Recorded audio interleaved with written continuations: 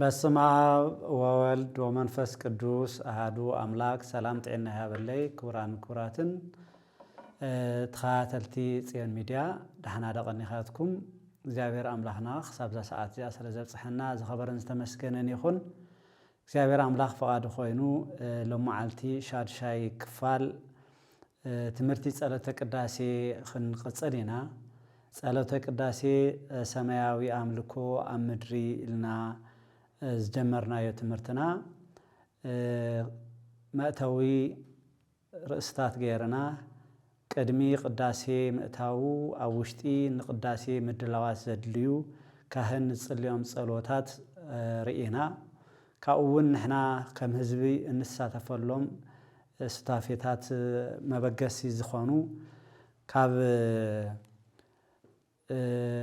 ኩሉ ዘገብራ እምነበሃ መስቀል አብረሃ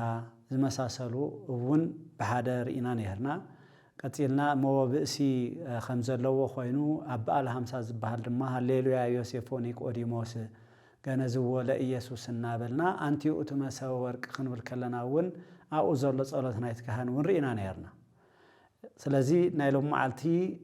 እቲ ካህን ነቲ ሕብስቲ ነቲ ወይኒ بخبرة تقبلوا بفلاي رما نتحبستي مستي نفك كهن نخونا بأمثال يوسف ونيقوديموس جنزات كمي خمز مسكرلون نو أمت سمركات صلاتهم استقبل كاناتنا صلاتهم ناتي صلاتهم تقبلنا بلو خمس صليون رينا نيرنا مودات زرعنا يو بروك እግዚአብሔር አብ አሃዜ ኩሉ እናበለ እግዚአብሔር አብ ብሩኽዩ نخل عالم زحازن السوء بروخيو كاب قدس دنقل نمدحنتنا استولد ولدون بروخيو مصنعي مرغاغع زخونه منفس قدس ونسو بروخيو باراكليطوس انا خلاتنا زصنعنا بروخيو خبل كلو نتويننت حبستن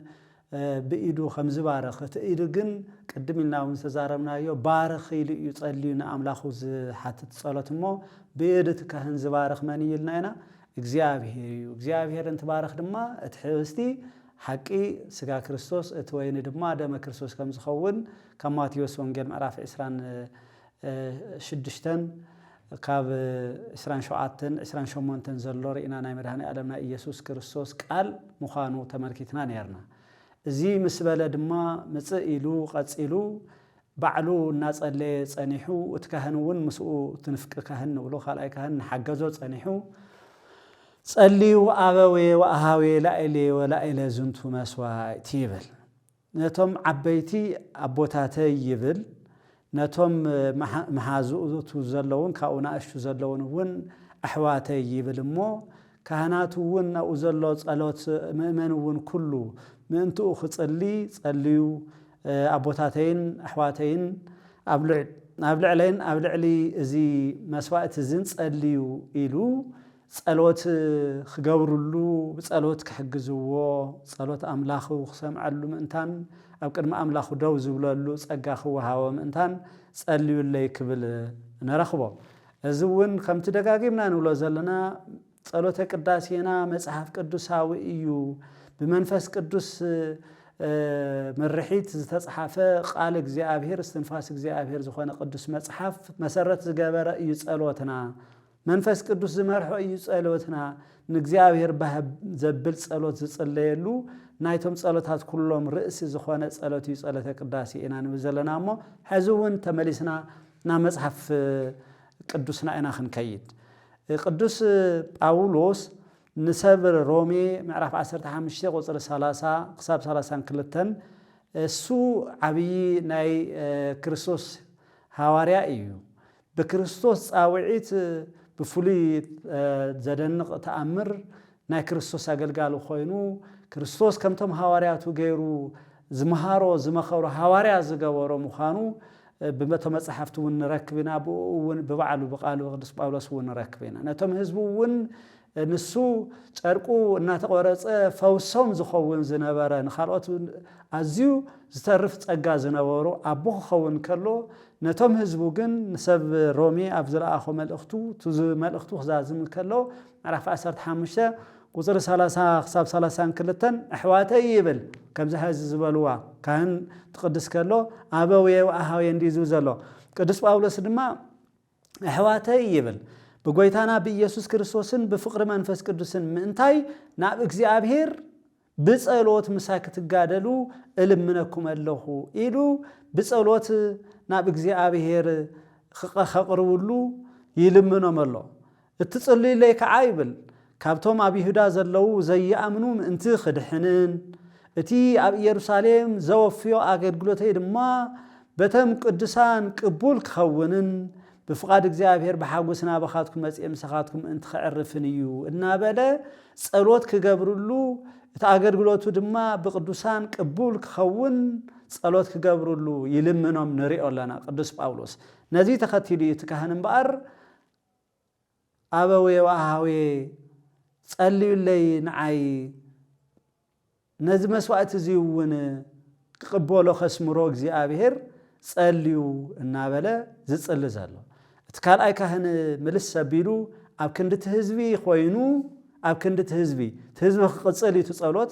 ግን اب كندت حزب خوينو صليو صلوت ز تتمنيتو ناملاخو قبللو زبلو ناي صلوت كفللو تنفق كهن كمزي يبل እግዚአብሔር ይስማዕከ ኩሎ ዘሰአልከ ወይትወከፍ መስዋዕተከ ወቁርባነከ ከመ መስዋዕተ መልከ ጼዴቅ ወአሮን ወዘካርያስ ካህናተ ቤተ ክርስቲያኑ ለበኩር ይብል እዚን ታማለትዩ እግዚአብሔር ዘለመንካዮ ሁሉ ይስማዕኻ ከምቲ መስዋዕቲ መልከ ጼዴቅ አሮንን ዘካርያስን ካህናት ቤተ ክርስቲያን እትበኩሪ ዝተቀበለ መስዋዕት ካን ቁርባን ካን ይቀበል ኩሎም ውን أب سمايت نبربونا يقولوا زبل تأزاز اللوا أو كله لومي بلمدي بزح جزية تاينا نبلو أمونجو آتيو حدا بو عبي بو خوني خليو توساخي لمنا جيروس ألوت هايمانوت أو نزب السمايات نبالي اللي وسخليو اتماس حافجن قطتا أو نزب السمايات يقولوا إلو تم حزبون بس أولاد كحجزو كله حزب تقلالا أو نزب صليو تتباهلا أو نزب السمايات مالتيو أو نزب السمايات يبالو يبن تم حزبون كلهم حبيرهم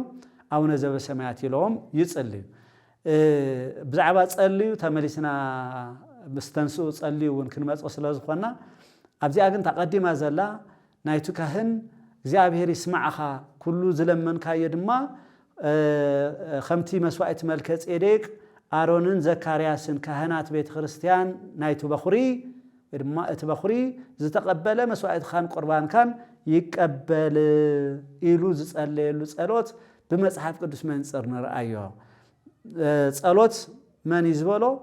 ጸሎት መልከ ጼዴቅ መስዋዕት መልከ ጼዴቅ ዘካርያስ ካህን ከምኡውን አሮን መጀመሪያ መልከ ጼዴቅ ቀጽሉ አሮን ካልአ ሳልሳይ ዘካርያስ እዚአቶም ፍሉጣተ መጽሐፍ ቅዱስ ዝርከቡ ኣብ ቅድሚ እግዚአብሔር ድማ ብፍሉይ አርአያ ዝጥቀሱ መስዋዕቶም ድማ ቅቡል ዝነበረ ካህን መልከ ጼዴቅ ዘፍጥረት ምዕራፍ 14 ቁጥር 18 ክሳብ 20 ክንከይድ ከለና አብርሃም ዓርክ እግዚአብሔር መማኸር እግዚአብሔር ተባሂሉ ዝተጸውዐ አበ ብዙሃን ወን ተባሂሉ ዝተጸውዐ እግዚአብሔር ንአብርሃም ዶ ዝሓቆለን ዝበለሉ ይመጽእ ሰራዊት አውፊሩ ብዙሓት ነገስታት ስዒሩ እምበኣር ኣብዚ ሰዓት እዚ ምስ መን ይራኸብ ምስ መልከ ጼዴቅ ከምዚ ዝብል ቃል ንረክብ ካህን ልዑል እግዚአብሔር ዝኾነ መልከ ጼዴቅ ንጉስ ሳሌም ድማ እንጀራን ወይንን ኣምጽእ ይብል እዚ መስዋዕቲ እዩ መስዋዕቲ መን ዘቕርቦ መልከ ጼዴቅ ዘቕረቦ መስዋዕቲ እዚ መስዋዕቲ እዚ ንምንታይ ዝኸውን እዩ ንበረከት ዝኸውን እዩ ንመን ዝባረኽ እዩ ነቱ እግዚአብሔር ዝባረኾ ናይ እግዚአብሔር ሰብ ንአብርሃም ዝባረኽ እዩ እዚ መስዋዕቲ እዚ ኣብ ቅድሚ እግዚአብሔር መስዋዕት አብርሃም ክንደይናይ ልዑል ከም ዝነበረ እንፈልጥ ኢና ንአብርሃም መስዋዕት ዘቐርብ ወይ ድማ ንአብርሃም ዝባረኽ ቀጺሉውን ከምዚ ዝብል ንሱ ድማ ንአብርሃም ይዝብሎ ሽሙ የረከሎ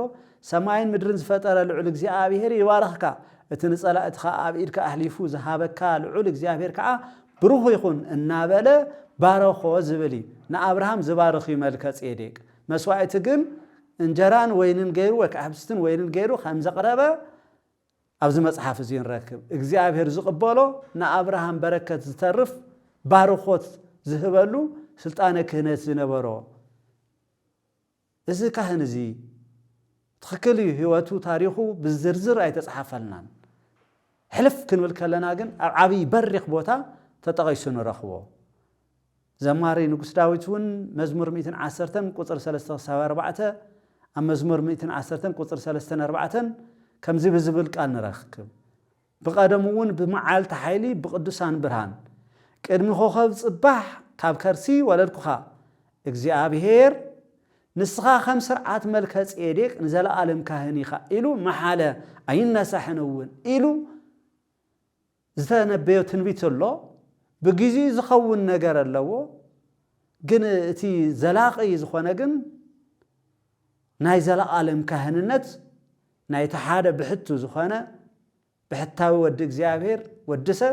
ኢየሱስ ክርስቶስ ይሞ ኢየሱስ ክርስቶስ كهنتون مجلس وكأن كهنت يسوع كريستوس قدموا كما كم زخوني تناجروا كم سرعة مركز إيريك كم زخوني تناجروا سرزي مركز إيريك مالته سي مثالنا يسوع كريستوس كوين قدموا زمس عبي كهني زنبرة مسوائتون قربي زنبرة بكرم እግዚአብሔር زي كم سرعة مركز إيريك تواهلو نكريستوس تنبيس تناجرلو قدوس باولوس ونسبر روم عبراويان وكأنتم عبراويان سبات نتم سبات مالتي سبا يكونن بتجس سبع عبراويان زي كونس سب عبراويان هذا سب عبراويان يزبل سبات يوم بأيور يوم عبراويان تبعه لما تصوروا من على توزيع مزخرت اللي حد دياقونات حواد سبع إفيسون ناوليس أنهمو سبع عبراويان ون كل خليهم في ملختي جاءيو هذا سب عبراويانيو كم نايت إيموتيوسن نايتيتو ناي فيليمونا هنسوا كلنا دما سب أزب على يحوسلون حدا سب سلازخنا بزقات أمجن نافتم عبراويان سبات كل أخكرلو ملأخت قدس باولوس بتزفلتوا بتنايك أدم ناي أوريت نبرة كنت سرعات أرأي غيرو نكريستوس يمصو كمتو بمزمور استنبي تنبيت نسون معرف شدشته قطر 19 عسران كن كير كلنا عبراويان ملأخت قدس باولوس كمزي كبل ننغرو نرخبو اذا تسفازيا دلدلتن صنعتن زخونت ناي هيوتنا ملهقيا بمغارج حالفا نابتا وشطاويت مقدس التبصحونيا ኢየሱስ ድማ خم عارق ملك ጼዴቅ ናይ ዘለዓለም ሊቀ ካህናት ኮይኑ ምእንታና ቅድሜና ናብአት ይሎ ይብል ብዛዕባታ ሰማያዊት ቅድስቲ ቤተ መቅደስ ክብሪ ደቅ ሰባት ዝግለጸላ ወደ አምላኽ ኢየሱስ ክርስቶስ በኹሪ ኮይኑ ተንሲኡ ዘአተወላ ክብሪ ክገልጽ ከሎ ዘለዓለም ካህን ተባሂሉ ምሳሌ ኮይኑ ዳ መጸንበር መቸም ኣብዛ ሰዓት እዚኣ በልከ ጼዴቅ መይኮነ ሊቀ ካህና ሓደ ኢየሱስ ክርስቶስ እዩ ዘለዓለማዊ ሊቀ ካህናት ወንሱ እዩ هذا جزء بسبب أمونا لك كهنات سرح نزلا علم زنب لك كهنات زلا علم أو لك كهنات كن مثالي نايمن كوينو ناتو مثالي كن منو يخوين سأني حنيرو ملكة ጼዴቅ سلازي ملكة ጼዴቅ زق قربوا مسوائت سموري ينيرو تدقاقامو ونستقلت الليو نا إيسوس كريستوس لك كهنتون زتبرهره اللو سلازي خوانا مسوائتنا ملكة ጼዴቅ تقبل أملاخ مسوائت خايك قبل الكايلو كدينا عبي مستيرن عبي ترجمن عبي تمرتن كم زلوت صلوتنا قداسينا بدنب لبنا ناسعنا ينخيل ملكة ጼዴቅ مسبلة قصيدو زغلصو حق سرعات بصحف مستوهابه اسرائيلاويان كاب ግብጽ ነፃ ወጹ ከለው በአምሳለ ሲኦል ተመሰለት ግብጽ ተሻጊሮም ወጽዮም እታ መሻገሪት ባህሪ ጥምቀት ተሻጊሮም ከሐልፉ ከለው ዘለው ካህናት ቁጥር ሓደ ርእሶም ማኒ እንተልና አሮን ሊቀ ካህናት ኮይኑ መስዋዕትን አቅረበ ቤዛ ህዝቡ ዝጽልት ነበረ ትክክልዩ ቤዛ ህዝቡ ዝጽሊ ሙሴውን ነይሩ ጸሎቱን ይስማዕሉ ነይሩ ግን መስዋዕትን ከቀርብ ዝተሸመ ካህን ሊቀ ካህናት ማኒ ነይሩ آرون ينيرو بزح من العالم تخاله جن حصر نبلنا هنكرو سلا زلنا تو صلت قداسينا ممكن ده سمنتان زليواويان معرفت شعات وزر 20 كلتن كساب 20 4 كنا نبب كلنا زقرب حدا مسواعت له قدم يلو جمير 20 كلتن ارون دما اداون ابتم حزبي زرغحو بارخم من تحاتيات زقرب مسواعتن زقاصل مسواعت مسغانان استفلالي مسواعتات الله يوم نحاتيات زقرب مسواعت له زقاصل مسواعت توهل صوا الله مسواعت مسغانا توهل صوا الله نزيم مسواعتات مسقربه ورد ايبل موسين آرون دما نابت مراخب دنكان اتو وصيون كعانتهم حزبي بارخوم زمسواعت زي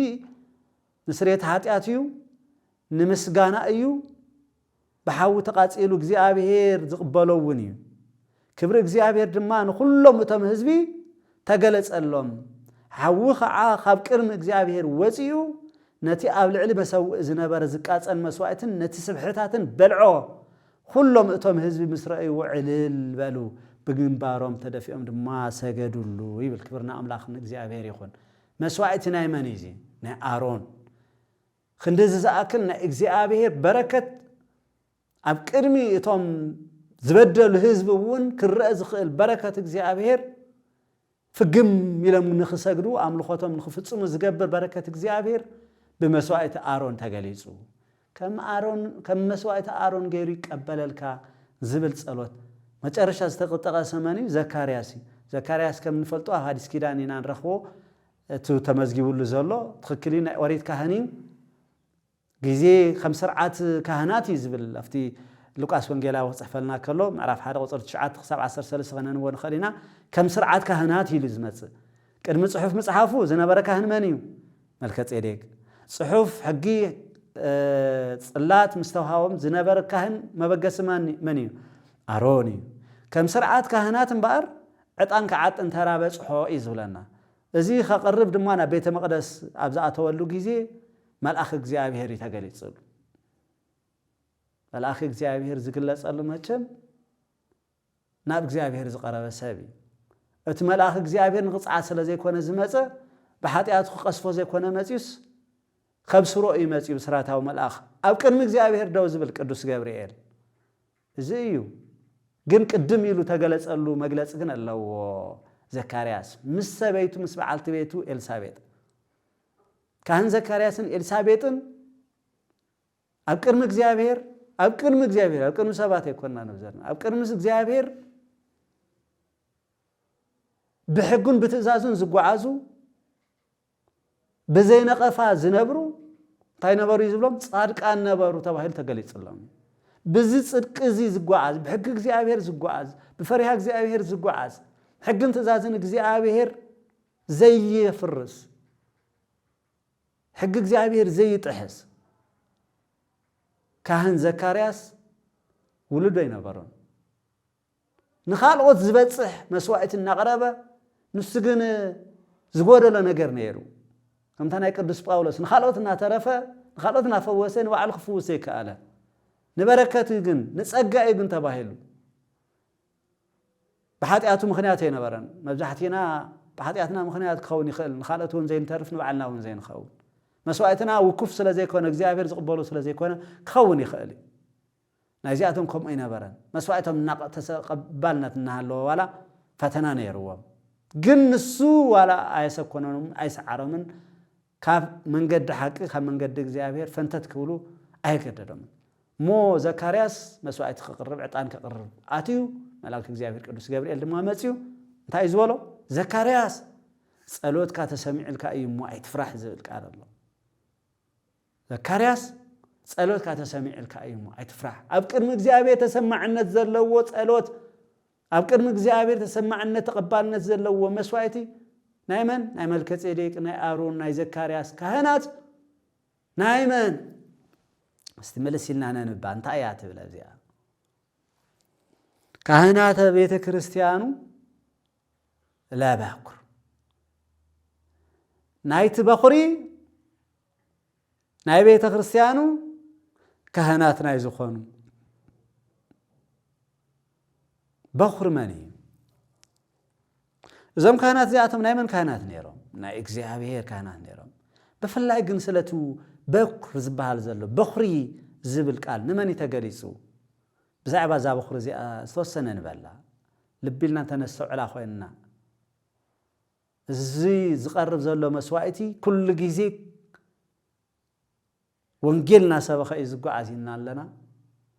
وانجيلنا سبخ قال وانجيل يكون نزبل سبن تمسي من مقباري قال لا رزقل وانجيل يلن بكر استبحاله وأنا هي بكري ريسيو تباهلو تنبيت سنقرالو أمزمور 8 شعاتن 20 شعاتن كساب 20 شمونتن كرخوان خلينا تقال 20 شعاتن دي اتازلا ግን ሙሉ ሐሳብ 20 شمونتن تكيد تخليها بناي جزء قصاصرا ወይ ድማ بتناي سبع ሊቃናት 80 شعاتني እሺ ቅርታ 80 شمونتن ንሓደ ፈራላይ ዘሎ አፍ መብዛሕትኡ ንግልብጦ መጽሐፍ ቅዱስ ግን 80 شعاتن ቁጥሪ 20 شعاتن أنا بخري كجبرو نص خام نجسات مدري لعليو محرتك عن زل عالم كحل والو نخيد أنا يوون استأمن يلو نجيزيو نداويت بعد قدوس كيرلس يكون قالوت لك أونت لو بعد جيرومون وبخري تباهيل ديمو داويت يولو أي تبهالان نمن دايو بخوري زبلو زلو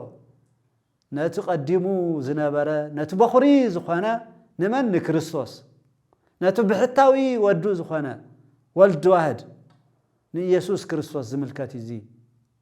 سلازي بخوري لصوا زلو زي نايمن بخوري زولم زلو نايتو بخور خبل كلس ناي كريستوس كهنات يزب زلو مسوائتي زقرب زلوون كريستوس سقون دومني نتياتهم تمالي استقبله دحروين تاكوين زمصه نبعلو مسوائتي اقرابي لك كائنات دمها مساون مس منفس قدسنا بملكوته بسلطانه يقربها لخوينو زترخبه بيز عالم زمصه بحتاو ود እግዚአብሔር بخري نمن نعم كم زي زولو بعد مدهني علم كريستوس يوحنس وانجيل معرف 13 نيقوديموس كنغرو كله كل بو زامن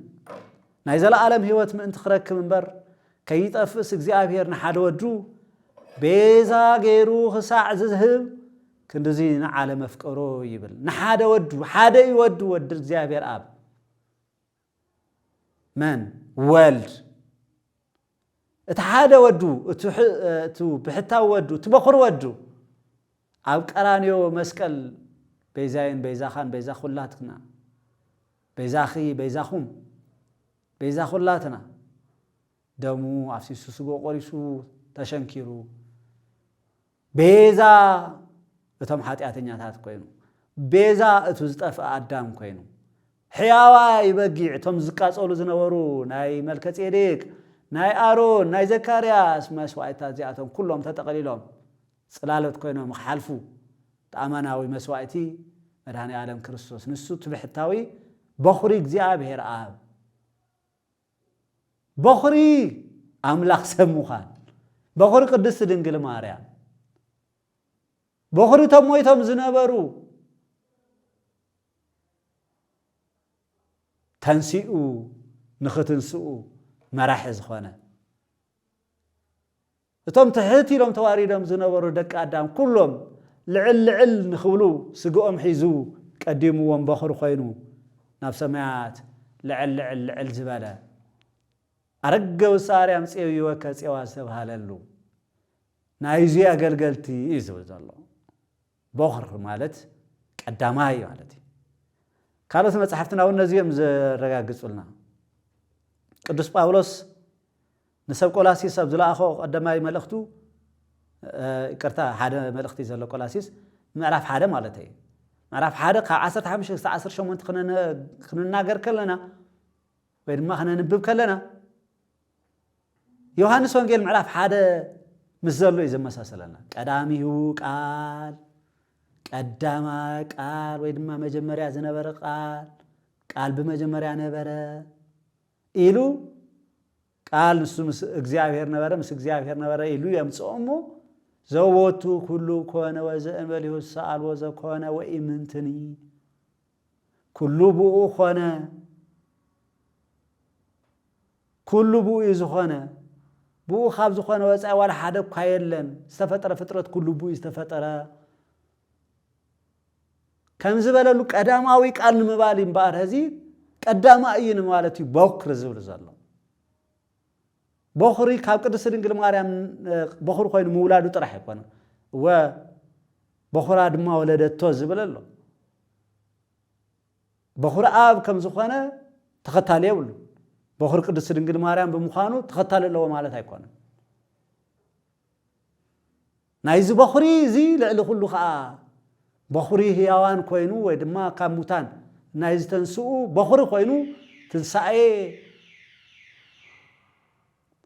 ትንሳኤን ህይወትን ዝኾነ ንሱ ነቶም ኣሕዋቱ ዝብል መግለጽ ኣለዎ ቅዱስ ጳውሎስ በኩሪ ኮይኑ ዝተልዓለ በኩሪ ህይወትና በኩሪ ትንሳኤና በኩሪ ዕርገትና በኩሪ ዘለዓለማዊ ክብሪ ምውራስና ኮይኑ ዝተንሰአ ግን ወገንና ኮይኑ ዘርአ አብርሃም ኮይኑ ስጋ አብርሃም ዝለበሰ ማን ንሱ መድኃኔ ዓለም ክርስቶስ በኩሪ ማለት እዚ እዩ ቅዱስ ጳውሎስ ከዘብታት ዝገለጽ ክዋን ቆላሲስ ሰብ ቆላሲስ ኣብ ዝለኣኹ መልእኽቱ ክርስቶስ ናይቲ ዘይረአ እግዚአብሔር አምሳልን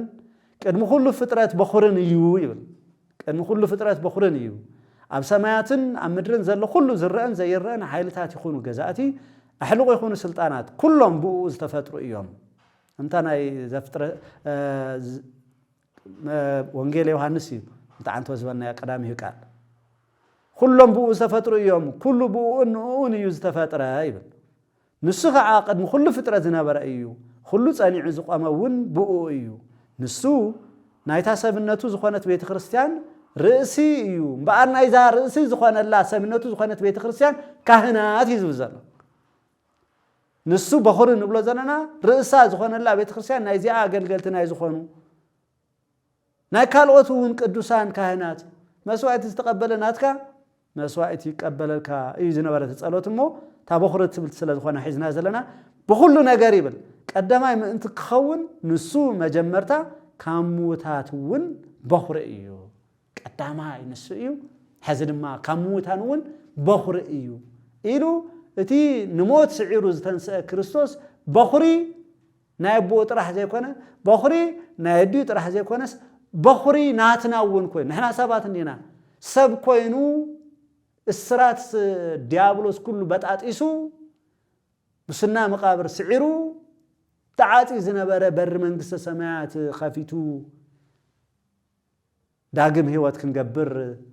ወገንና ዘመድና ክኸውን ከሎ በኩሪ ትንሳኤና እውን መን ኮነ ንሱ ስለዚ በኩሪ ነብኡ በኩሪ ንኹሉ በኩሪ ነዲኡ በኩሪ ንደቂ ሰባት ናይዚ በኩሪ እዚ ካህናት መስዋዕቶም ከም ዝተቀበለ እዛ ዓንቶ ተቀስኳ ሮሜ ምዕራፍ 8 ቁጥሪ 29 ተመሳሳሊ ንብዙሓት ኣሕዋት በኩሮም ምእንቲ ክኸውን ዝብል ቃል ንረኽበልና ራእይ ምዕራፍ 1 ቅዱስ ዮሐንስ ወንጌላዊ እውን ኣብ ራእዩ መልእኽቲ ክጽሕፍ ከሎ ካብ ሞት ብምንትሳእ በኩር ዝኾነን እሙን ምስክርን ኢየሱስ ክርስቶስ እናበለ እዩ ዝገልጾ ስለዚ እቲ በኩሪ ንመን እዩ ዝገልጽ ዘሎ ለበኩር ክብል ከሎ ትካህን መድኃኔ ዓለም ክርስቶስ በኩርነቱ ከዓ ክንድዝኣክል እዩ ስለዚ ወንጌል ይስበኸሉ ቅዳሴና እቲ ጸሎትና ባዕሉሲ ሰማይ ሰንጢቕና ክንኣቱ ዝገብር ምስጢር ዝብተነሉ ወይ ድማ ዝትንተነሉ እዩ ዝምስከረሉ እዩ ልቢልና እንተስተውዒልናዮ ንኸምኡ እውን እምበኣር ሕዚ እውን ደጊምና ንብሎ ሓወይ ኣስተውዕል ጸጥ ኢልኩም ኣዳምፁ ብፍርሃት እግዚአብሔር ብምስተውዓልን ቁሙ ዝብል ትእዛዝ ፍላይ ድማ መጺና ቀጻሊ ዘሎ ርእስታት ክንጅምር ከለና ንረኽቦ ተንስኡ ለጸሎት ደጊሙ ደጋጊሙ ዲያቆን ዝብለና እዚ ዝመስል ትምህርቲ እውን ስለ ዘለዎ እቲ ነቕርቦ ጸሎት እውን እንድዝኣክል ልዑል ስለ ዝኾነ እዩ ካብዚ እንድሓር ይቕጽል ኣቡነ ዘበሰማያት ይብሉ ቶም ህዝቢ ንኣምላኾም ይጽልይሉ نزك هنزي صلوتو تقبلو سلينا زقربو زلو مسوايتي نبارخلو نقدسلو قداسي جبرلنا أو كرميت كوين بكرمية خاسلينا تصل زلون برهراي خاتقبلو حاتياتو زي كونه كم بدلنا زي كونه كم محرات كار أيو زبل أو نزب سماعات صلوتي تصليلو ماليسو نفتنفك دياقون نفتنفك كهن قصو يقبرمو داو الراخبو بلع القال تذكرني وابيت قسيس بصلوتك قدس يبل او ابوي قسي بتا قدس صلوتك تذكرني تمنع انت وي حسابوني بصلوتكم اتكان نفك كاهن دما ماليسو كمزي يبلو እግዚአብሔር ይቀባለ ክህነትከ ወይትወከፍ መስዋዕተከ ወቁርባነከ በብሩህ ገጽ ስመር እግዚኦ ከመታድነኒ ስመር እግዚኦ ከመታድነኒ ስመር እግዚኦ ከመታድነኒ ይብል እቲ እግዚአብሔር ይትወከፍ መስዋዕተከ ንብሎ ዘለና همتና ዓንተ ወዩ እግዚአብሔር ንክህነትካ ይሐልዋ መስዋዕትካን ቁርባንካን እውን በብሩህ ገጽ ይቀበለልካ ይብልሞ ኦ ጎይታ ከተድሕነኒ እዚ ስመር ኢሉ ከዓ ናብ አምላኹ እውን ሰለስተ ጊዜ ዝጽልየሉ አሎ እታ ሓንቲ ቃል ኣብዚኣ خنلعل كافتاني عنتو زنبر مسواعت خاي يقبللك خاب تبل بتوساخي ببروه ገጽ تبل ስለዘላታ እግዚአብሔር አምላክ በብሩህ ገጽ ይቀበለልካ ኢሉ እንትምርቆ ከሎ ዛብሩህ ገጽ ከሃበይ ነረخባ እንተበልና ባዕሉ እግዚአብሔር አምላክ ንሙሴ ሕግ ክህቦ ከሎ ንደቅ እስራኤል እንት ትባርኽዎም ከምዚልኩም ባርኽዎም ይልካ ንአሮንን ንደቁን ነገሮም ኢሉ ዘአዘዛ እያ ነይራ በብሩህ ገጽ ይቀበለልካ ወይ ከዓ በብሩህ ገጹ ይባርኽካ ካህናት አቦታትና እግዚአብሔር ልዑል ይባርክከ ወይ ድማ እግዚአብሔር ልዑል ይባርክቺ ንወዲ ንጓል ፈላደማቲ ወያብርህ ገጾ ላኢሌከ ወያብርህ ገጹ ላኢሌች ክብሩ ባርኹና ከለው እግዚአብሔር ዘአዛዛ ቃልያ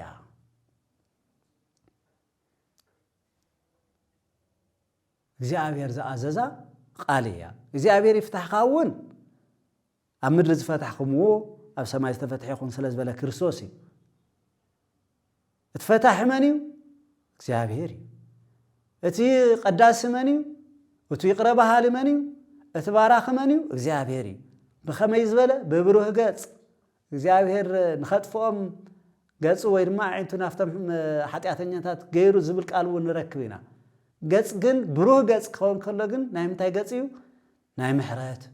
ናይ ርህራሄ ስለዝኾነ እንታይ ዝበሎ እግዚአብሔር ንሙሴ ክነግሮ ከሎ ንአሮንን ንደቁን ከምዚ ኢልካ ንገሮም እንታይ ኢልካ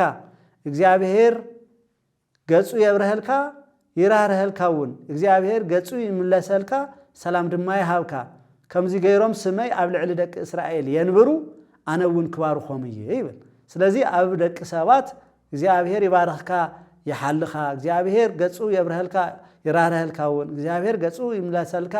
ሰላም ድማ ይሃብካ ክብል ከሎ ትካህንሲ እንታይ ይኸውን ለማለት እግዚአብሔር ይባርኽ ስለዚ ብብሩህ ገጽ እግዚአብሔር ቁርባንካ መስዋዕትካ ይቀበለልካ ወይትወከፍ እንዲዝብዘል ይቀበለልካ ክብል ከሎ ብሩህ ገጽ እግዚአብሔር ከመይ ዝበለ ምዃኑ በዓሉ እግዚአብሔር በሙሴ በአሮን ገይሩ ስለዘርአየና እዩ ነዚ መጽሐፍ ቅዱሳዊ ቃል እዚ መሰረት ገይሩ እዚ ጸሎት እውን ካብዚ እዩ ስቑልካ በዓልኻ ዝሰብሰብካዮ ይኮነን ዝቐርብ እግዚአብሔራዊ ዝኾነ ቃል መሰረት ገይርካ ኢኻ ጸሎት እውን ትሰርዕ ቅዳሴና ድማ ጽሪ ንጽር ዝበለ ነዚ ይመስል እዩ ካብዚ ክንቅጽል ከለና እቲ ካህን ببروه جالس غيرو يقبللك امس بلو تنفق كاهن خالعي ማለት ንፍቅ ንብል ከለና ካልአይ ካህኒና ኢልና ዘለና ከምኡ ምስ በሎ እዳው ዘርጊሑ ኣብ ቅድሚ እግዚአብሔር ገጹ ገይሩ ከምዚ ገይሩ ዝጽልዮ ጸሎት ይጅምር بعبي ቃል እዩ እቲ ጸሎት ዝጽልዮ ቅድሚ እቲ ጸሎት እንታይ ዝብል ምዃኑ መልዓልና ግን እዳው ልዕል ለቢሉ بركة እግዚአብሔር حيل እግዚአብሔር محرت እግዚአብሔር أب دك سبات أب بعلو أفت مسواتي نخسرح مولو نمولو إمنتو أب እግዚአብሔር مقبارو نእግዚአብሔር تسفى مقبارو نእግዚአብሔር حليف كل نجر نእግዚአብሔር يلو بادو إيدو مخانو مرآيو لعل زخانة خملخ زلوا كل خجبر زخل كل زهد ما እግዚአብሔር يلو أداونا እግዚአብሔር حافظ بالله العلم على እግዚአብሔር ما سرح يسرح بتكبر زي بين رخوة أنت إلنا جزات إسرائيلاويان كوتس كلو أبكر من قدوم أماليك أويان استوهالو حيالات فتينا موم من قدون كالفوا ميكالون كتفوا مون كوينو إياسو مناسي سبسبيلو عزيزو موسى نإياسو أقوابز حريلنا مو وسيخا خامس أماليك أويان تواقع إزولو እግዚአብሔርን فقيدولي تمن قد حالفهم كيدوم من خبر سنيروم تمدرستا كنعان كورسوا سلازنا ورم تواقع قولو كله جن سويل كاخد تواقع كونن يلو موسى ما يبعلو سرح الله ناي كنت سرح الله أبكر ما أملاخ زقروا صلوت الله أنا صباح يبل بتر እግዚአብሔር أبيد حيزة أبرس إنبا دوك بليه يبل أب لعل زبل بوتا خونكا نا እግዚአብሔር محرت التلمنالو بتر نيروون سو እግዚአብሔር إيدو زسرح الله بإيد እግዚአብሔር تنقسقس ويد محايل እግዚአብሔር زغلص الله حايل እግዚአብሔር بزغلصلو بيت مقدس كوينو تكهنما ጸሎቱ خسمعلو ምንታን مسكرነት ግን ድማ خህብ ምንታን ኣብ ቅድሚ እግዚአብሔር ሙሴ ዝገበሮ እንታይ ነይሩ ኢድ ካምል ዓል ነይሩ ሙሴ ኢዱ ኸልዕል እንተሎ ዝብል ቃል ንረክቦ እዚ ሙሴ ኢዱ ኸልዕል እንተሎ እስራኤላውያን እንታይ ገብሩ ነበሩ ይስዕሩ ነበሩ ኣብ ኢድ እግዚአብሔር እምንትኡ ስለ ዝገበረ حايلو إيدو እግዚአብሔር مخانو آمينو እግዚአብሔር نخسرح يلمن سلازنابر حيال እግዚአብሔር مخانو مغلصو وني نيرو إيد እግዚአብሔር نخسرح دما دق سبات كله بادو مخانو بعلتم آمينوم نعاها إنا نأمن كاباخا أيو محرت كاباخا أيو سعراينت انتولوا كلاو إيمو أهادو خبر كله داو زارجحو خمزي يجمر تصولت انتايو أهادو أب قدوس أهادو ولد قدوس أهادو منفس قدوس يزم زيماتات بزح غزي زين أطوام زلنا غزينا انتان كقطبلناي بر مبالك قال غوراريون دحانيكم كن زلهم أهادو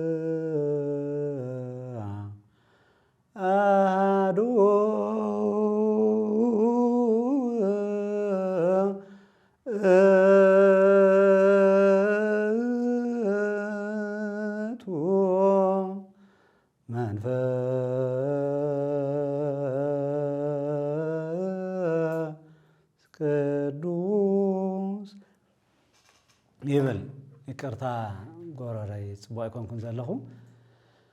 ازي أحد آب قدوس أحد ولد قدوس أحد قوت منفس قدوس انت بهذا سمع أرثوذكساوي من الوقت تفت بيت كريستيانا كاب زور زي انت زي كوينو نايسم تطميقو زطافا انت زي كوينو بب زلو خوينو داوي زبل فلايد ما افتوش بيت كريستيان من قسقاس كرئ يقولوا كبري እግዚአብሔር ስለዝኾነ ዝግለጽ ዘሎ ባህሪ እግዚአብሔር ቅዱስ ሙኻኑ ስለዝኾነ ዝእወጅ ዘሎ ነዚ ቅዱስ እዚ ዝግብኦ ከመይ ዝበለ ክብሪ እዩ ኢልካና አድነቕካ ቅዱስ አምላኽካ እተመስግነሉን ነዚ ቅዱስ አምላኽካ ዘለካ እምነት تقلصلون ስለዝኾነ ኩሉ በብዘለው ኮይኑ ጸጥ ኢሉ በዘይ መንቀሳቀስ ዘአዋጅ ዘ አንተ ተወጅ ከላ ይሰማ ቀጽሉ መልስ መሃብ ይጀምር ባዕላ ነዚአ በትክክልና አምናይና በአማን አብ ቅዱስ በአማን ወልድ ቅዱስ በአማን ውእቱ መንፈስ ቅዱስ ቅርታና ትግርኛ የተርጎምኳን ነረ እቲ ሓደ አብ ቅዱስ እዩ ሓደ ወልድውን ቅዱስ እዩ እቲ ሓደ መንፈስ ቅዱስውን ቅዱስ እዩ ባዕሉ ዝኻለ ህልውና ዘለዎ እዩ ክስፋፋሕ ክንጥቅሎ ከለና ድማ ሓደ እዩ ግን ድማ እዚ ፍሉይ ቅዱስ ንጹህ ክቡር ልዑል ቅዱስ ማለት ክቡር ልዑል ንውዝ መስሎ ዘይብሉ ተነጻጻሪ ተወዳዳሪ ዘይብሉ ቅዱስ ተባሃለ ሓደ ኻሊ ቅዱስ ፍጥረት ክል ይኽእል ኸውን ፍጡራን ኩሎም ቅዱስናም ካብ መን ረኺቦም ካብ እግዚአብሔር ወዲ ሰብ ቅዱስ ክኸውን ይኽእል ካብ እግዚአብሔር ብዝረኽቦ ምቅዳስ ናይ ባዕሉ ባህሪው ቅዱስ ዝኾነ ግን ሓደ ንሱ እግዚአብሔር ጥራሕ እዩ እዚ እግዚአብሔር እዚ ኩለመንኡ ፍሉይ እዩ ልዑል እዩ ክቡር እዩ ዝብል ምስክርነት አዋጅ ይወጀሉ ብዙሕ ሰብ ቅዳሴ ካብዚኣ ሰዓት ዚኣ ትጅምር ይመስሎ ተክሊ ቶም ዝበረአናዮም ብዙሓት ጸሎታት ኣለው ግን ዝለዓለ ዓብይ አዋጅ ዝወጀሉ ሰዓት እዚ ስለዝኾነ ብዙሓት ነገራት እውን ተሓዋዊሶም ስለዝካየዱ ብዙሕ ግዜ ትናይ መወዳእታ ፍላይ ሰንበት ገለ ኸውን ከሎ መዝሙር እንተልዩ ኣብ ካልኦት እውን ማህሌት ገለ ዓመት ቤተ ክርስቲያን እውን ተኾይኑ ዘይተወደአሎም ስለዝጸንሕ ጎና ጎን ስለዝኸይድ ምስቲ እስካፍታ ዘወልዲሉ ጸሎተ ንስሐ ኢሉ موابئسي وزت آتيخا مودعتا أهادون مبالنا مواج جن اتكهنا وش تزلون تم مهليتاويان ياريداويان اندحر زي وديهم يصبيهم إذا أواجزي أخل لسب قدام مسألة زلوا نساتهم ما إذا أهادون مبال تجميرو كل من نجاراتهم كله قديفهم نزعباي أواجزي داوم حلينهم يبركة الله مالتها عباي صلوات أبزح فلاير ما ذكر أبدي سببا ساعات 10 خلتي قداسي زت سنبت ولا أبتقرأنا نمتع 10 حدا خوينا يردأن السنبت نايم محوراو قداي يقور سلازلوت سبس بو تصاعين كا سلازت تزلي مثلني نايم من قصتي عيابات يلا ناقل انت خونا أبيات عيون بزي كاستوسنا اسم مبزحتي فابريكاتات سنولو قالن بولو مبزحتي عصوي نابا يزغو يزلو سمت ولنا ويشد شمعالتي صريحة شوعيت معالتها قدسا سبهاله تقدامي السنبت ناف سنبت كريستيان مسيان نهالواتس تا شوعيت معالتو دما كندي هيوتو زقدس الله ناف قدم እግዚአብሔር قريو زقدس الله قداسي زقدس الله نتقداسي اب قمتو شتيتون ماشيلو سعيم كاملاس بحالنا حمام ماشيلو تساليمو تمليسو ጸሎታት كله قديفو ناب ادر دو ناب غزاد مجمر ادر زخونه بيت ክርስቲያን ون معاتي محبراو ጉዳይ مجمر زخونه ون ብዙሕ ትውልቀትና እንደዛ አከል ዓቢ ስለዝኾነ ዝኾነ ግን እዛ ሰንበት እዚኣ ኩሎም ደቂ ሰባት ክቅደሱላ ሰንበተ ክርስቲያን ያሞ ናይዙ በኹሪ ሙታን ኮይኑ ዝተንሰ ክርስቶስ መንግስቲ ክወርስ የዝብል ወዲ ክርስቶስ የዝብል ኩሉ ዝቅዳሴ እዚ ክቀድሰሉ ይዝግባሞ እዛ አዋጅ እዚኣ بخمزي بحايلي ختوج كلا كل خسمع سلا زلوا تقداسي ساعات كل سمساعة ويأخ جمر نيروا كم أقول سلاز خانة سرعتنا قلنا وانا في الله بتقرأنا عشرة حار ساعات أنا دحريقو تحتون زور دوانيو ناي كانت راح جروا ما خاطر فيهم مسلو ساعاتاتو جزء مزع مهليتو ناي كانت راح يخينو بزيكا عمتها وبعالات صبوق محراي عرق انت اللي خينا تهزب تصولات نصوص الشيء تقداسي جني بالهزبينيو تهزب قداسه له بفوليس تسرع له ناي تصولات ساعات نيو وكا خفلتات نيو ስለዚህ زي የለሉ ቅዳሴ ቅዱስ ቁርባን ቀበል ዘለው ድማ ሁሉ አማን ስለዝኾነ ትክክል ኸውነ ይኸል ሞ አንተ ወልዕለ ቢልያን ወርቁ ኣብ አዲስ አበባ ዝክራ መብዛሕትኡ ኸይድ ከለኹን ንፍሲ ዘጋጥመን ነር 12 ሰዓት ስለትእተ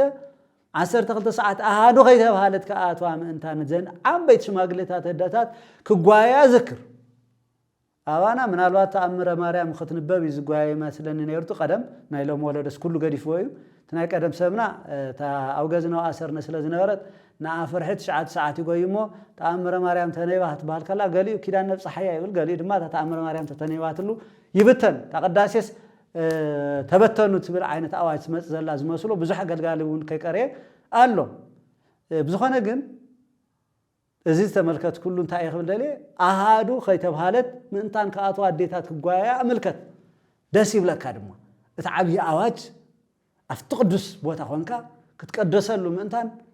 قديم كخطرخ وقت كلا لك زبل سلازل وما عبي ترجميو لما عالتون ما أخلنا زي آيات خون زلات وجزي نادفعنا أنا نخير زلنا جن أحد أب قدوس أحد ولد قدوس أحد أوت منفس قدوس حدا أب قدوس حدا ولد قدوس حدا منفس قدوس ون قدوسيو دك سبات الماتم حزب المانتا يقولوا بحقي أب قدوسيو ولد بحقي قدوسيو منفس قدوس ون بحقي قدوسيو قدسنا እግዚአብሔር ይመስክሩ ምእመናኑ እዚ ካበይ ረኺብና እንተበልና ማለስና ሐዘውን ናፍት ቅዱስ መጽሐፍ ናፍት መንፈስ እግዚአብሔር ዝኾነ ናፍት እስትንፋስ እግዚአብሔር ዝኾነ ቅርታ እስትንፋስ እግዚአብሔር በመንፈስ እግዚአብሔር ዝተመርሐ ጽሑፍ መጽሐፍ ቅዱስና ኢና ንቀይድ ኣብ ቀዳማይ ሳሙኤል እታ ሃና ብዙሕ ፈተና ጋጢምዋ እግዚአብሔር ጸሎታ ሰሚዕዋ ሰሚሩላ ወላድ ወሊዳት ወላድ ድማ afti ዘመን ቀሪው ዝነበረ ራእይ ዝቀረየሉ ዘመን ተወሊዱ ተዓቢ ካህን ኤሊ ዘይረአዮ ዘይመጸሉ ራእይ ተገሊጽሉ እግዚአብሔር ዘዘራረቦ ሳሙኤል እግዚአብሔር ሰሚዕኒ እዩ ክትብል ዝወለደቶ እግዚአብሔር ጸሎታ ምስሰማዓ ዝጸለየቶ ጸሎት ቀዳማይ ሳሙኤል ምዕራፍ 2 أفتح صلاة وشتي كم إجزاء قدوس يلن زبل مسكرنا ترك زينا نوج زلنا كم إجزاء قدوس يلن هذا قدوس هذا ولد قدوس هذا منفس قدوس تجزاء بقى ولد منفس قدوس زبل ما لسنا خنزر زرعنا هزون سلاسة بدما مستكير سلاسة تمرت سلاسة رأسن مسرتن تمرتنا لبي الناول كنستوعلو زقباي كند تخل نخلو كنصنعو يزقبانا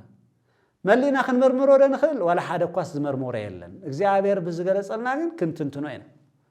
ሓደ ሰባቱን እሽነት ዝመስሎም ዘይ መፍላጥ ዝመስሎም በቲ እግዚአብሔር ዝገለጸልና ቅዱስ መጽሐፍን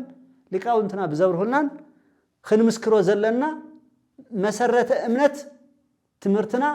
ኣብ ምስጢረ ስላሴ ስለዝመስረት ካፍቶም አዕምድ ዝባሃሉ ትምርታት መሰረተ እምነትናውን ምስጢረ ስላሴ ስለዝኾነ እዚ ምስክርነት እዚውን ስላሴነትን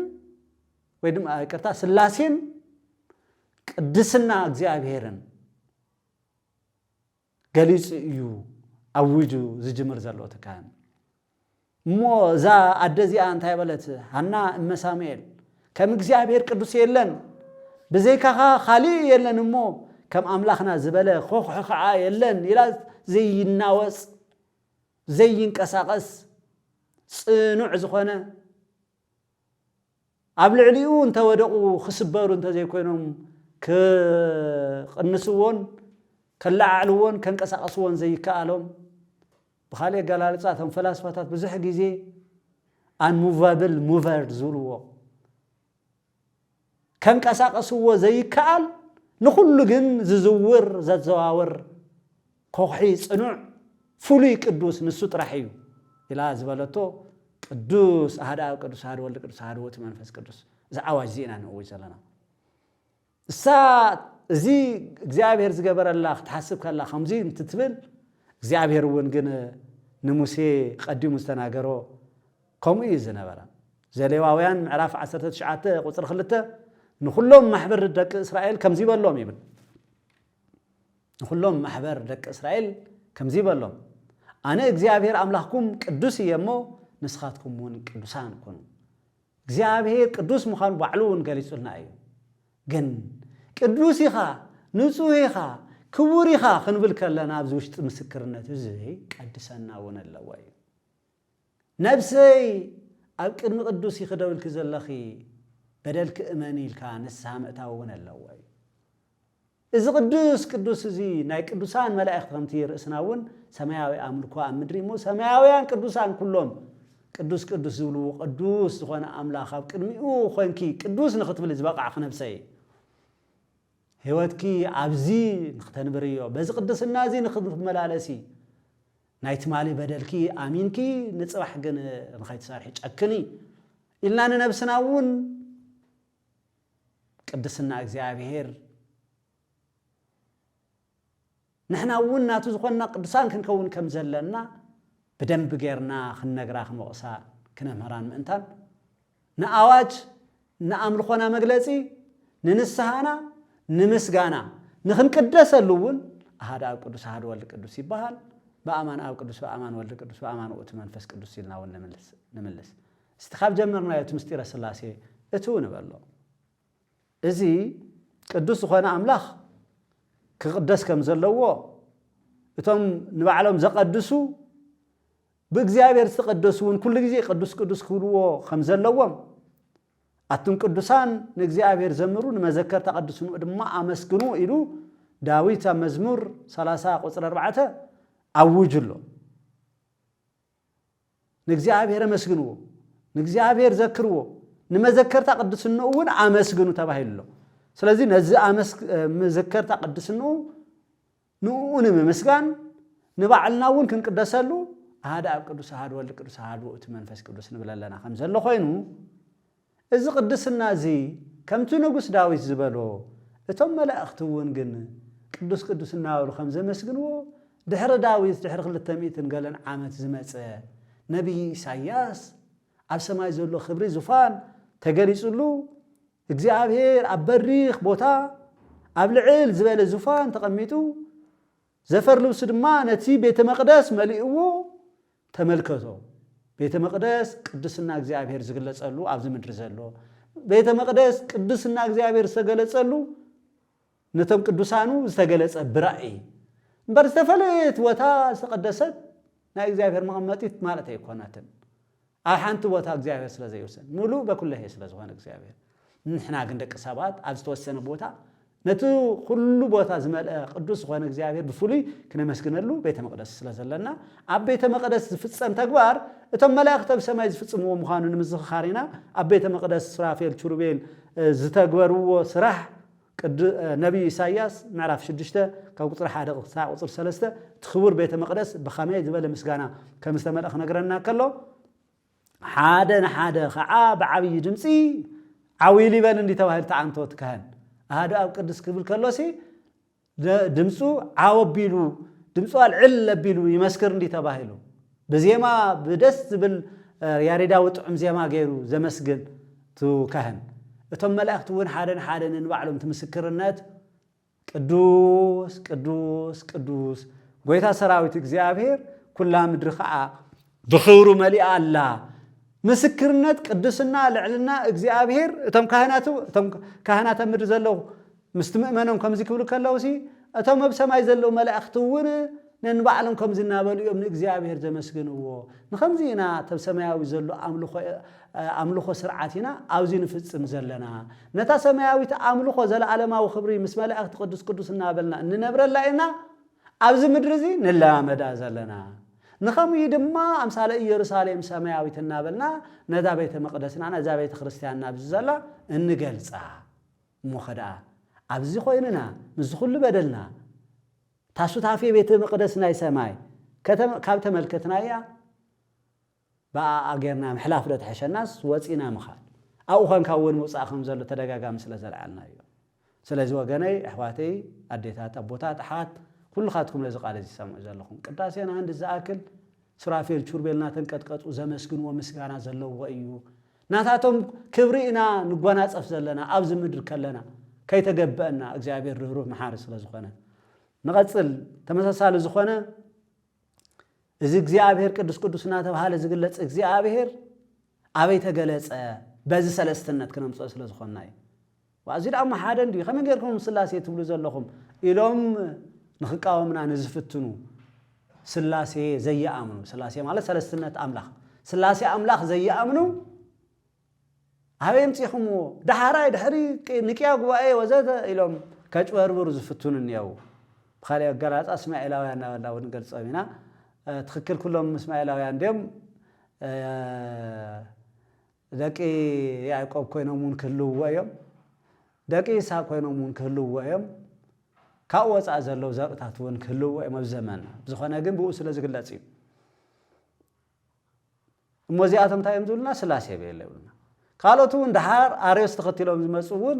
نتناجر نسو لتسبحات من كريستوس كافت سلاسي نتقاريس أم كوردو نراخوا مينا تمسا سال زخوننا يبعد من قد زخدو هارياتنا زولون قالوا هم عين سلاسي مستير سلاسي زي أمن بعدنا زي يمكن هو من تخيلنا تمرسي إذا قدس ناتهالنا تمسكنا زنبر قدس إجابير بفلا واحد يسكيران من مسكلنا جن بفولي كافتم سلسة أكلات حدا أكل ولد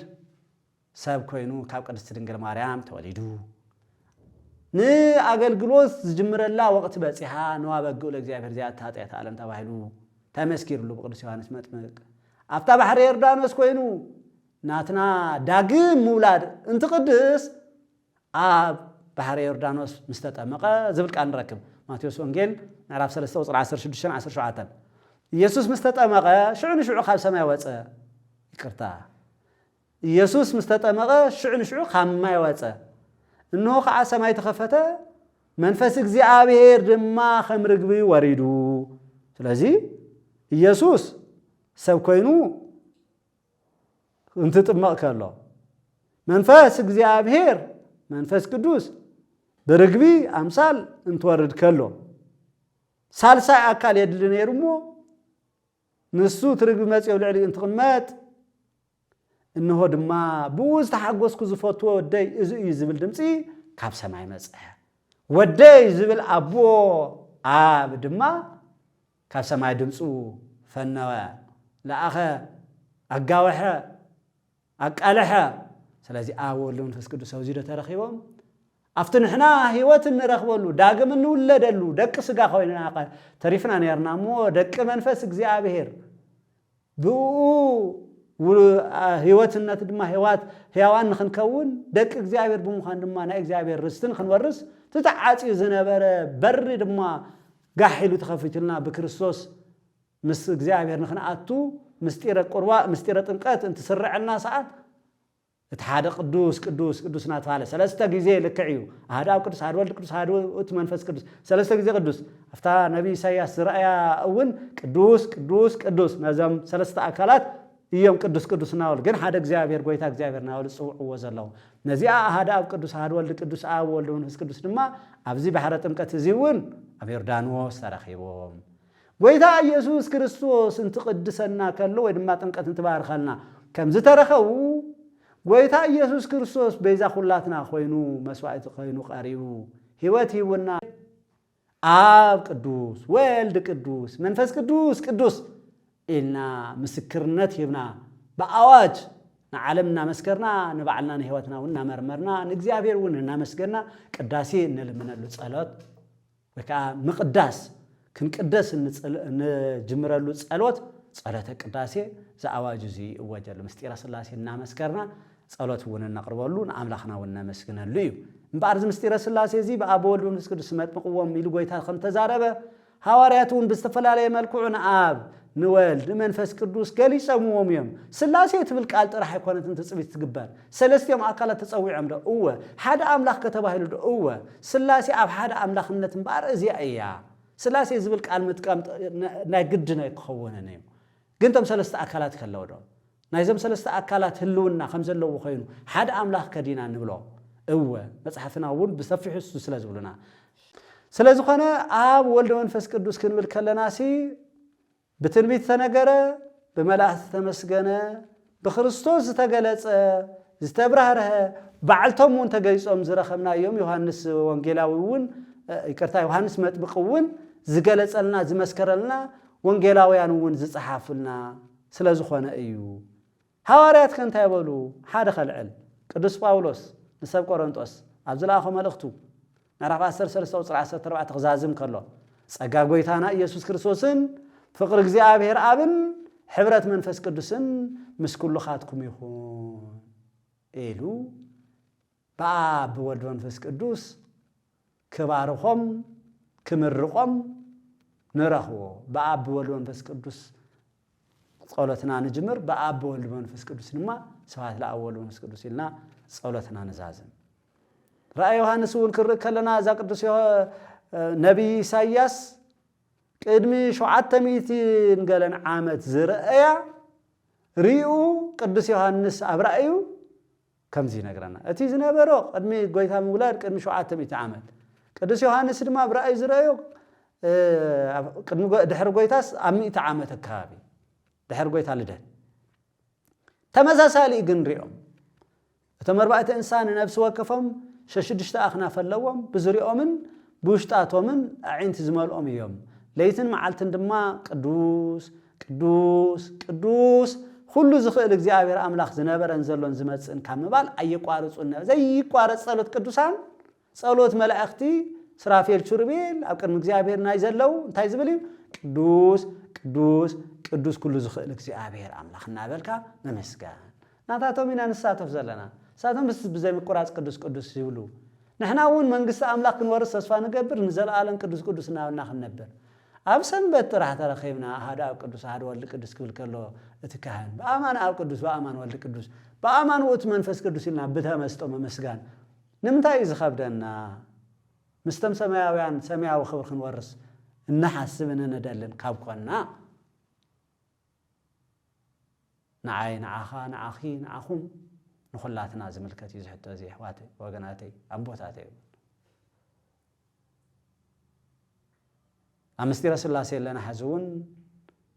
قويتا من هاني علم كريستوس حواري قدس باولوس المجمع يجي أبزي أخنا أتواصل زلنا أبزي أمستي رسول الله صلى الله عليه وسلم حواري تختيلو زمزة أقدم أكفل زمن ونزنبرة نبكال أكفل زمن مستشاجرة قدوس أغناتي واستبهاله متولا أنبسا أب هيمانة أو توهل استتقص مصحفنا نرخو الله نانسوكيا لكابا سالساي نيرو يبلوفت ما هيمانة أو نريء كلنا سالساي لكابا ناي أنسوكيا دحر قدس بيتروس يلي عمتومو نسوس جمر እግዚአብሔር እግዚአብሔር ገባሬ ኩሉ ፍጥረታት ወኡቱ መዋኤ ማአርግ ወሲመተ ኩሉ ላዌ በሰለስቱ አካል ፍጹም መልክ ወገጽ ኢሉ ሓደ እግዚአብሔር ንኩሎም ፍጥረታት ዝፈጠረ እግዚአብሔር ናይ ኩሉ ፍጥረት ሲመትን ማዓርግን ክህብ ዝከአሎ በመልክዕ በገጽ በፍጹም ዝኾነ በሰለስተ አካል ኣብ ዙፋን ጎይትነቱ ተቀሚጡ ንኩሉ ዝገዝ ይሉ ሰለስተናት መምረህራ ጀምሩ ታይዳዮም ንቂያ ዝባዘለኮ ድሕሪ ቅዱስ አግናጢዮስ ድሕሪ 200 ዓመት ዝመጸይኮ ከመገሩ ናይ ንቂያ ጥራሕ ክባል ይካል ምስጢረ ስላሴ ዞም ንገልጾም ዘለና በደንብ ተረዲና እታ ቤተ ክርስቲያንና ተምሮ ትምህርት ብዝግባእ ፈሊጥና እምነትና ተረዲና ንኻልኦትን ክነረድ ንዘሰሓሕቱን ክንመልስ ይግባ እሞ እዚ ምስ በለንታይ ዝብል እዚ ኣብ ሃይማኖት አብ ምዕራፍ 11 ኢና ንረኽቦ ክፍለ ሓደ ዘሎ ቁጥር 1 ጀሚርና ነርሞ ከለና ታሪኹ ቁጥር 2 ድማ ዝሐዘንበኳ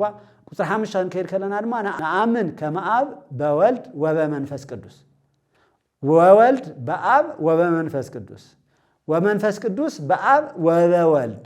ዛቲ ስላሴ ሪት እንበለ ፍልጠት ወዘእንበለ ውላጤ በሰለስቱ አካል ወአሃዱ መለኮት እዚ ታስተምሩና ቤተ ክርስቲያን አብ ወልድን መንፈስ ቅዱስን ከም ዘሎ ከምኡውን ወልድ ኣብ አብን መንፈስ ቅዱስን ከምኡውን መንፈስ ቅዱስ ኣብ አብን ወልድን ከም ዘሎ ንኣምን እዛ ሰለስትነት እዚኣ ብዘይ ፍልሊን ብዘይ ምልውዋጥን ኣብ ሰለስተ አካላት በሓደ መለኮት ማዕረ ዝኾነት እያ እዛ ምስክርነት እዚኣ ናይ ቤተ ክርስቲያንና ምስክርነት እያ ኣሃደ ኣብ ቅዱስ ኣሃደ ወልድ ቅዱስ ኣሃደ ውእቱ መንፈስ ቅዱስ እውን ኣብዚኣ ትኸውን ቀፂለን ዘለዋ ትምህርታት ኣብ ቀጻሊ መደብና ክነስዕበን ኢና ስለ ዝነበረና ኣምላኽ ቅዱሳን ዝኸበረን ዝተመስገነን ይኹን ሰማዕቲ ጥራሕ ዘይኮነስ ብህይወት ንኡ ደስ ዘብል ስራሕ እንሰርሐሉ ክኸውን እግዚአብሔር በረድኤት ይሓልወና ወሰብሐት ለእግዚአብሔር